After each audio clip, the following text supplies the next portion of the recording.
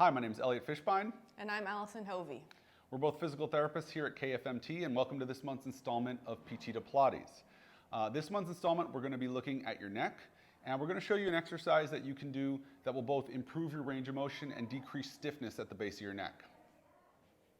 So when you move your head and neck, if you turn to the left, your head moves and the joints in your neck move so that the bones kind of rotate to the right. Now there are these pointy things called your spinous processes, which if you take your hand, you can actually feel on the back of your neck. And as you turn your head left, the spinous processes move to the right. As you turn your head right, the spinous processes move to the left. This motion should actually occur all the way down to kind of between your shoulder blades. Now, oftentimes, because we tend to sit or stand in slouch postures, we get really stiff and tense here in our shoulders. So what happens is as people turn, all the motion stays in their neck and doesn't translate down here. What that does is that puts all the stress right at the bottom and the base of your neck. So people tend to have a lot of pain and dysfunction right at the base of their neck. In this exercise, what we're going to do is we're going to show you how you can self-mobilize those spinous processes in the upper part of your back so that as you turn your head, you don't just turn in your neck, but you turn down into your upper back so you have a healthier and less painful way to turn your head.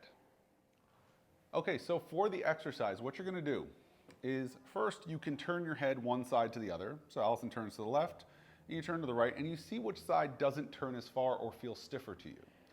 So in this case, we're going to have Alison turn to the left. So as we talked about, when she turns left, the pointy parts, the spinous processes, have to go that way.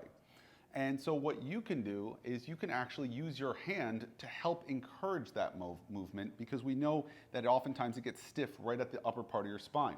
So what I'm going to have Alison do is as she turns to the left, she's going to take her right hand and place it over and find those pointy tips. You get your finger on the opposite side of that point, and then as she turns, she pulls on it to pull it the opposite direction. So you're encouraging the spine to move as you turn your head. And you can kind of do that back and forth. And because we want to wind it up not just from your head and neck, but also from below, you'll see Alison is already starting to kind of turn her spine. So you can turn your head, you can turn your spine, and you use your fingers to pull that spinous process.